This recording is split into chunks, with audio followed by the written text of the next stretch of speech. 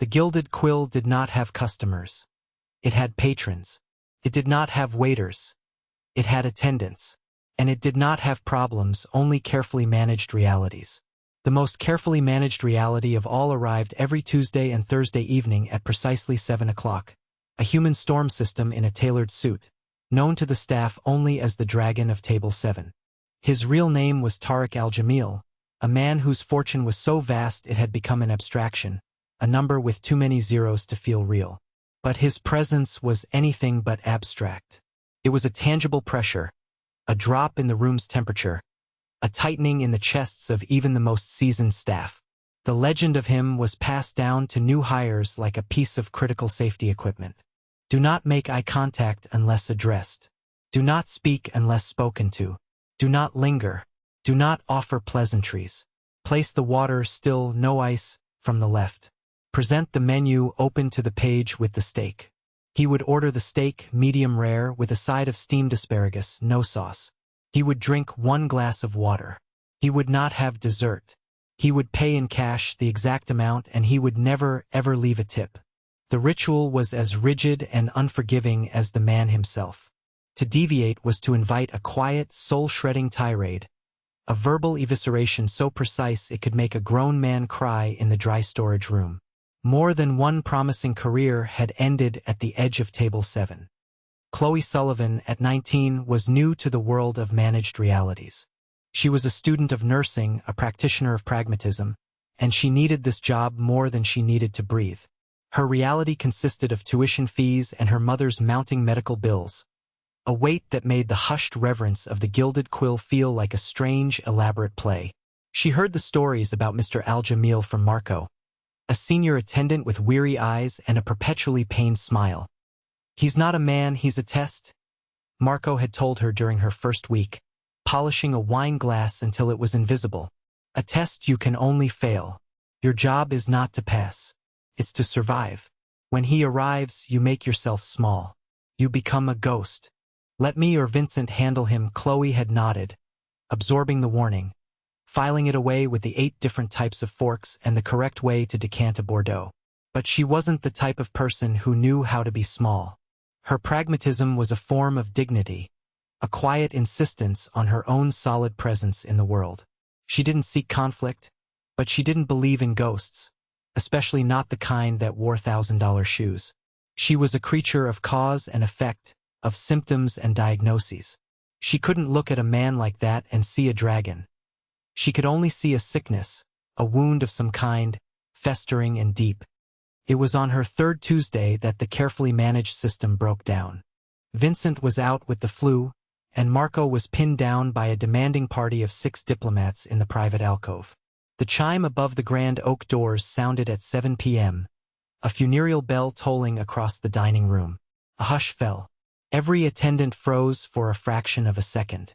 Mr. Tariq Al-Jamil swept in, his movements sharp and economical, his gaze fixed forward, sweeping over the other patrons as if they were furniture.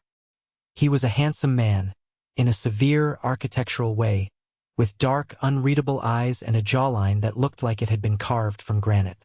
He wore silence like a suit of armor. The hostess, pale and trembling slightly, led him to Table 7, the secluded corner booth that offered a panoramic view of the room while remaining shrouded in shadow. Mr. Davison, the restaurant manager, caught Chloe's eye from across the room. His expression was a frantic plea. "Anyone but you." But there was no one else. Every other attendant was suddenly, intensely, overwhelmingly busy. Chloe felt a dozen pairs of eyes on her back as she picked up the silver water pitcher. Her heart hammered against her ribs, a frantic bird in a cage. She took a deep, steadying breath, smoothed the front of her crisp black apron, and began the long walk toward the storm. She was no longer a ghost. She was the sacrifice. The air around Table 7 was still and cold. Chloe moved with deliberate grace, pouring the water from his left, just as Marco had instructed. The glass filled with a soft, crystalline sound that seemed deafening in the bubble of silence surrounding the table. Mr. Al-Jamil did not look at her. His attention was fixed on the city lights glittering through the vast plate glass window. He seemed less like a man dining and more like a king surveying a conquered territory. Chloe placed the menu on the table, already opened to the correct page. The silence stretched, thin and sharp. She waited. The rules said to retreat immediately, to become invisible. But the silence felt wrong, incomplete. Felt like a challenge. After a full minute that felt like an hour, he finally spoke. His voice a low, gravelly murmur that cut through the air without rising in volume. "You are new." It was not a question. It was a statement of fact, an observation of an unwelcome change in his controlled environment.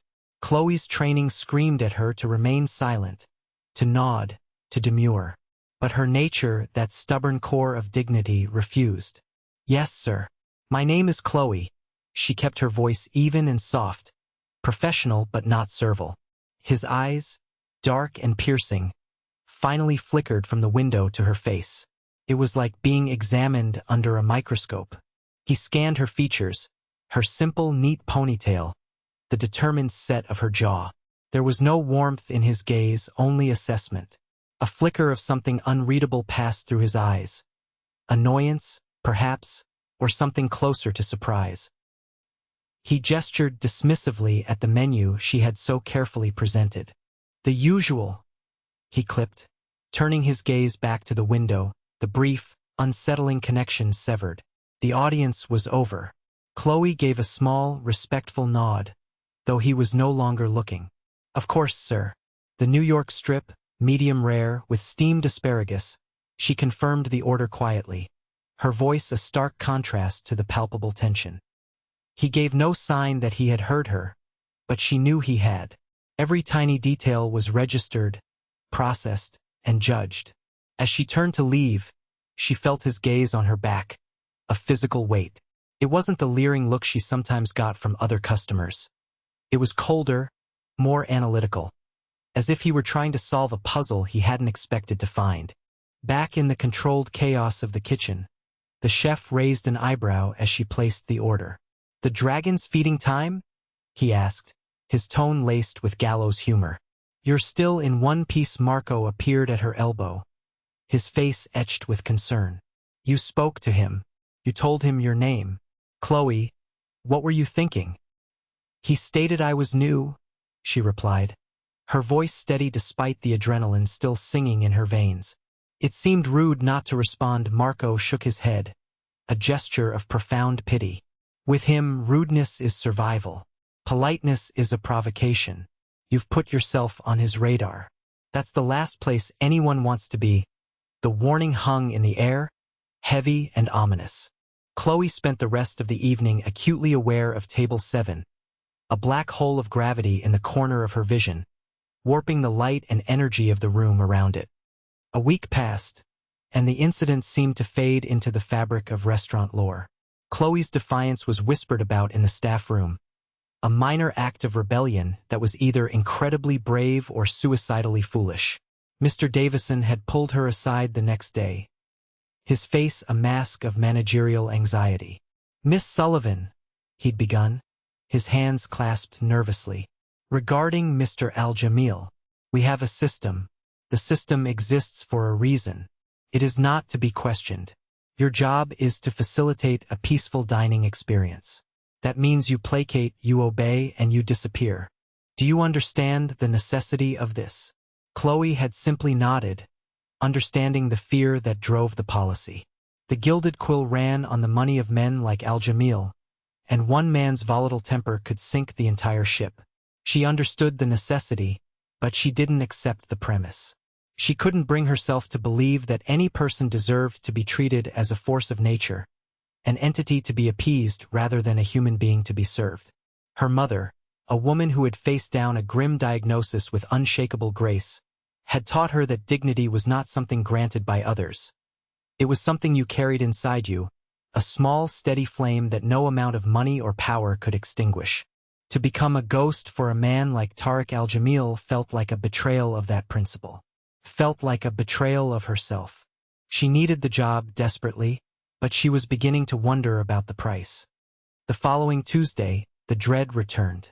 Vincent was back, but as 7 o'clock approached, He suddenly developed a migraine so severe, he had to retreat to the staff room. Marco was once again entangled with a demanding table. The pattern was clear. The staff had silently, collectively, volunteered Chloe as the tribute. When Mr. Al-Jamil entered, his presence felt even heavier than before. His mood darker, the armor of his silence thicker. Chloe watched him take his seat, her resolve hardening into a cold, clinical focus. This was a patient, she told herself. A man with a deep systemic ailment. Her job was to manage the symptoms. She repeated the ritual, the water, the menu. This time, he didn't even acknowledge her with a statement. He simply tapped the menu once, a sharp, imperious rap of his knuckle against the glossy page. The usual, Chloe confirmed, her voice a calm island in the sea of his hostility. She retrieved the steak from the kitchen, the plate a perfect composition of seared meat and vibrant green spears. She approached the table with the same steady gait, the same professional poise. And then the system failed. As she placed the plate before him, the heavy oak table, a piece of furniture that had been in place for decades, wobbled. It was a minuscule shift, a millimeter of movement from a leg that had perhaps settled unevenly, but in the hyper-controlled world of Tariq al-Jamil, it was a seismic event. His entire body went rigid. A dark fire ignited in his eyes. It wasn't just annoyance. It was a profound visceral rage, an eruption from some deep, pressurized chamber within him. "Is anything in this establishment stable?" he snarled, the words a low, dangerous vibration. It was the most she had ever heard him say at once.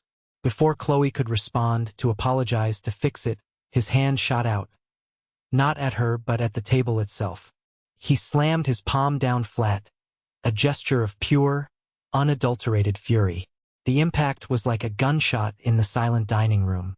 The heavy ceramic plate jumped. For a moment, it seemed to hang in the air, a tableau of culinary perfection suspended in time. Then it tilted, and the steak, with its rich juices and perfectly rendered fat, slid unceremoniously onto the pristine white linen tablecloth. The asparagus spears scattered like fallen soldiers. A dark, greasy stain bloomed across the fabric, a flag of chaos planted in his meticulously ordered world. The entire restaurant froze. Diners paused with forks halfway to their mouths. Conversations died. The clatter of cutlery in the kitchen ceased. Every single person was staring at the disaster at table 7. Chloe stood perfectly still, her hands at her sides. She felt the heat rising in her cheeks, a flush of humiliation and shock. But beneath it, the cold, clinical calm held firm. She looked at the mess, then at the man. His chest was rising and falling rapidly. His jaw clenched so tightly a muscle jumped in his cheek. He looked not like a dragon, but like a man drowning, thrashing against an invisible tide. Something inside Chloe shifted. The fear was gone, replaced by a strange, unnerving pity. She did not cry. She did not run. She did not call for the manager. She simply held his furious, wounded gaze for a single charged second. Then, she broke eye contact and turned, walking with unhurried purpose to the nearest service station. She picked up a fresh napkin and a silver crumb scraper.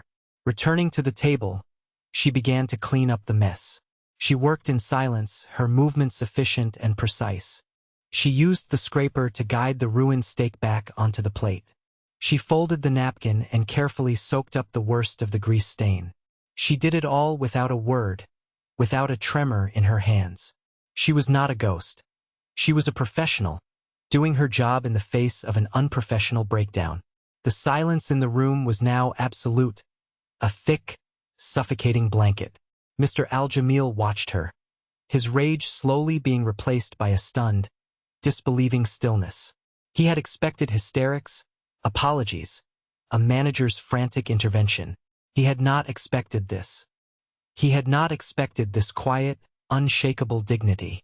It was a response so far outside his script that it seemed to short-circuit his anger. When she was finished, Chloe picked up the ruined plate. She looked at him directly, her expression neutral. "I will have the chef prepare another for you immediately, sir." Then, she turned and walked away, leaving him alone in the wreckage of his own temper, in a silence that was now entirely his own. Chloe fully expected to be fired before she even reached the kitchen doors. An outburst like that was a cardinal sin at the Gilded Quill. A customer, especially that customer, made to feel uncomfortable by the instability of the furniture, resulting in a public scene, it was the ultimate failure. She braced herself for Mr. Davison's apoplectic face, for the quiet shame of being told to collect her things.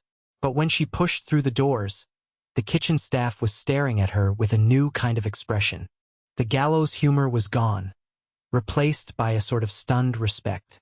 Marco met her halfway, taking the soiled plate from her hands. "Are you all right?" he asked, his voice low. "I'm fine," she said, her own voice sounding distant to her ears. The chef was already firing a new steak. No one said a word about the incident.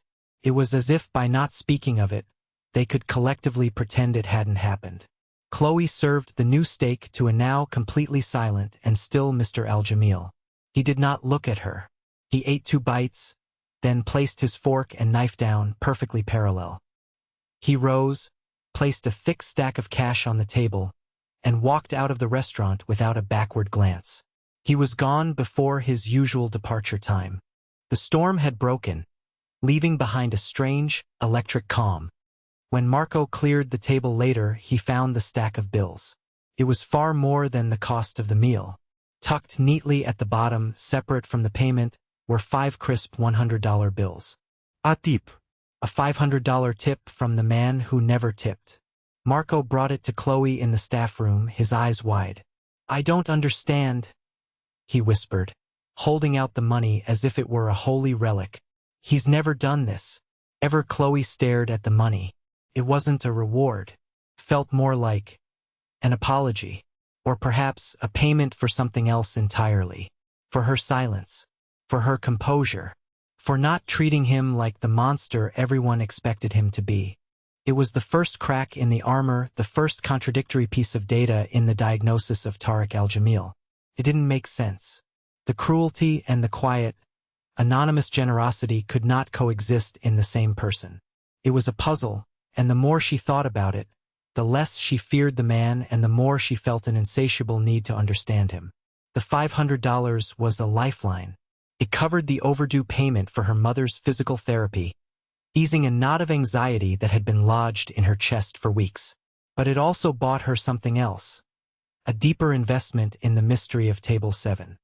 The incident solidified Chloe's role. She was now, by unspoken consensus, Mr. Al-Jamil's attendant. The other staff ceded the territory with a palpable sense of relief, treating her with the kind of deferential respect usually reserved for bomb disposal experts. Her encounters with him over the next few weeks fell into a new, tense pattern. He remained cold, distant, and demanding, but the raw, volatile anger was gone, replaced by a guarded, watchful stillness. He would watch her as she served him, his dark eyes tracking her movements, his expression unreadable. The silence between them was different now. It was no longer just empty, hostile space. It was filled with the memory of the spilled steak, of her quiet defiance, of his shocking tip. It was a silence that contained questions. Chloe, for her part, began to observe him with the keen eye of a diagnostician. She noticed things others missed. The way his hand would sometimes clench by his side when a family with a young child was seated nearby. The way he always positioned his water glass at the precise top right corner of his placemat. The way he never, ever looked at the dessert cart when it rolled past, his gaze hardening as if the sight of it was a physical affront. These were symptoms, tiny clues to the underlying condition. His rituals were not about power, she started to suspect. They were about control. A desperate, iron-fisted attempt to control one tiny corner of a world that had, at some point, spun terrifyingly out of his control. Her personal life, however, was spiraling in the opposite direction. A call from her mother's doctor brought devastating news. The experimental treatment they'd been hoping for was not covered by their insurance, and its cost was astronomical, a figure as abstract and impossible as Mr. Al-Jamil's fortune. The weight of it settled on Chloe, a suffocating pressure that made the hushed elegance of the gilded, will feel like a cruel joke. She moved through her shifts in a daze, her professional smile a fragile mask over a chasm of fear. She needed a miracle. One evening, she was so distracted by a heated phone call with the insurance company in the back alley that she was nearly late for his arrival. She rushed onto the floor, her eyes red-rimmed, her composure shattered. Mr. Al-Jamil was already seated. He must have seen her distress as she approached the table. His eyes narrowed slightly, a flicker of that intense, analytical observation. For the first time, he deviated from the script. As she poured his water, he spoke. "You are unwell again, not a question. A diagnosis." "I'm fine, sir," Chloe lied, her voice thick with unshed tears. He said nothing more, but he watched her for the entire meal, his gaze so heavy and penetrating that she felt completely transparent. He left that night in the usual way with his usual silence. But Chloe had the unnerving feeling that he had seen straight through her, past the apron and the professional veneer, and into the frantic, terrified heart of her life. 2 days later, the miracle arrived. It came in the form of a phone call from the hospital's financial aid office. An anonymous donation had been made to a discretionary fund for patients in her mother's specific program. The donation was large enough to cover the full course of the experimental treatment. The administrator was baffled. "We've never seen anything like it," she'd said. "It was wired this morning from a private philanthropic foundation. No name attached, just a reference number." Chloe hung up the phone, her knees weak, her mind reeling. It was impossible. A coincidence of such magnitude felt statistically absurd. There was only one person she knew who could command that kind of money, who could move mountains with a quiet phone call. And there was only one person who had seen her at her absolute breaking point just 2 nights before. The armor wasn't just cracked. It had been pierced. The dragon didn't just hoard treasure. He sometimes, secretly, gave it away. The realization struck her with the force of a physical blow. Her fear was completely gone now, evaporated and replaced by a consuming, urgent need for the truth. This man was not a monster.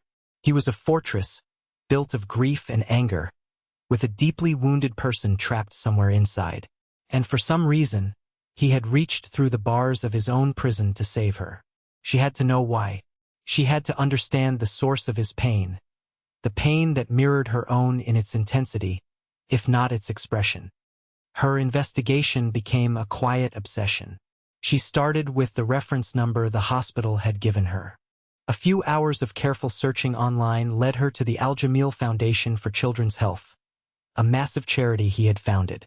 Its public work was well known, but this donation had been made from a private, unlisted subaccount. It was a dead end. Marco became her next source. She approached him during a quiet moment, her questions now pointed and specific. "Marco, what happened to him? The man he is now. He wasn't always this way, was he?" Marco sighed, polishing a glass with a weary, familiar motion. He looked at her, at the determination in her eyes, and seemed to decide that she had earned more than just the legends. "No," he said softly. "He wasn't. 2 years ago, he was one of our best patrons. He and his wife, Lena. They had a son, Omar, about 10 years old. They would come in every Tuesday. The boy loved the steak. He always made a mess, and Mr. Al-Jamil would just laugh." Marco's eyes grew distant. "There was an accident. A car crash, on a rainy night. His wife and son. They didn't survive. He was the only one who walked away." The words landed on Chloe like stones. The fortress walls crumbled, and she could suddenly see the man inside, buried under the rubble. The empty table for 4. The rage at the slightest instability. The steak. It was never about the steak. It was a memorial. A painful, weekly pilgrimage to the site of his last happy memory. A ritual of self-flagellation. His anger wasn't a weapon aimed at the world. It was the desperate, howling cry of a man who had lost everything. That Thursday was dark and stormy, the rain lashing against the great windows of the Gilded Quill. Mr. Al-Jamil was the last patron to leave. He seemed more subdued than usual, the storm outside a reflection of the one inside him. As he stood to put on his coat, A small, dark object slipped from his pocket and fell silently onto the plush carpet beneath the table. He didn't notice. He simply nodded curtly in Chloe's direction, a new, almost imperceptible habit, and strode out into the night. Chloe waited until the door closed behind him before going to the table. There on the floor was a small, worn, leather-bound book. It looked like a journal or a book of poetry. She picked it up, her fingers tracing the soft, aged leather. She knew she should take it to the lost and found, but a powerful instinct told her to open it. Tucked inside the front cover was a faded photograph, its corners soft with time. It was a picture of a beautiful woman with a radiant smile and a young boy with his father's dark, serious eyes, caught mid-laugh. On the back, in elegant, feminine handwriting, were the words, "My boys. Lake Como, October 12th. Chloe's blood ran cold. She pulled out her phone and searched for the date. 2 years ago, to the day. It was the anniversary. His rage, his rituals, his impossible grief. It all coalesced into a single, heartbreaking truth. He wasn't just remembering, he was reliving it. Every week. And tonight, of all nights, she had been his attendant. The next time he came in, the air was different. Chloe felt no fear, only a profound, aching empathy. She held the small leather book in her apron pocket, its weight a constant reminder of the truth. She performed the service ritual, but her movements were softer, her presence less a challenge and more a quiet acknowledgement. When she served his steak, she paused for a fraction of a second longer than usual. He looked up, his eyes questioning the break in her rhythm. In that moment, she made a decision. She reached into her pocket and retrieved the book, placing it gently on the table beside his plate. "You left this the other night, Mr. Al-Jamil," she said, her voice barely above a whisper. "I wanted to make sure you got it back." He stared at the book as if it were a ghost. His entire body froze, the carefully constructed armor of his composure disintegrating in an instant. His hand, the same hand that had slammed the table in fury, trembled as he reached for it. He traced the cover with his fingertips, his head bowed. For the first time, Chloe saw not a billionaire, not a dragon, but a grieving husband and a heartbroken father. When he finally looked up at her, the mask was gone. His eyes were filled with a raw, unguarded pain that stole her breath. "Thank you," he said, his voice thick and fractured. It was just 2 words, but they contained a universe of meaning. They were an admission, a confession, and a release. In that moment, the ritual was broken, and 2 people, a powerful man and a young waitress, saw each other clearly for the very first time. A week later, a thick cream-colored envelope was delivered to Chloe at the restaurant. It was addressed to her in elegant, handwritten script. Inside was not a letter, but a formal portfolio from the Al-Jamil Foundation. The cover letter explained that an anonymous benefactor, impressed by her character and dedication, had established a full, unconditional scholarship in her name to the nursing school of her choice. It covered tuition, books, and living expenses for the entire duration of her degree. Behind that was another document, a letter from a private financial management firm, stating that a trust had been established to cover all current and future medical expenses for her mother. There was no fine print, no conditions. It was a complete and total liberation. Tucked at the very back of the portfolio was a small, simple card. On it were 3 sentences written in the same elegant script. "Dignity is not a commodity to be bought or sold. It is a light. Thank you for reminding me of mine." It was signed simply, Tariq. Chloe sat in the staff room, the document spread before her, tears streaming down her face.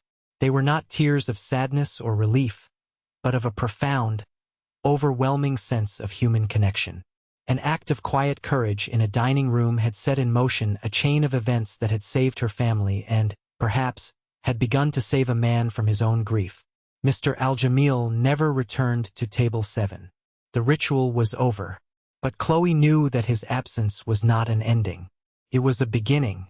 For him, a chance to finally heal. And for her, a future she had never dared to imagine, built on the unexpected foundation of one man's broken heart.